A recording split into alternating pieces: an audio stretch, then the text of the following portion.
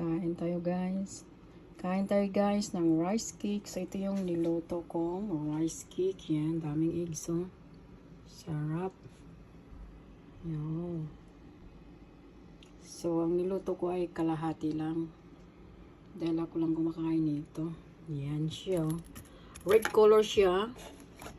Dahil may mix to na red beans. Yan siya. So ito yan siya oh. Yan, may kalahati pa. Malaking size to. Kaya kalahati lang niluto ko. Dahil ako lang naman kumakain. Magluto ako ng rice cake. Yan. So, ang flavor nito ay red bean rice cake. Yan. Ito siya oh. Slice ko pa yan. Yung saka i-fried. Yan siya. Red bean rice cake. So, ito na yung lulutuin kong rice cake. Kaya siya red color kasi ano to, red beans rice cake. So may halo yung malagkit na bigas na red beans.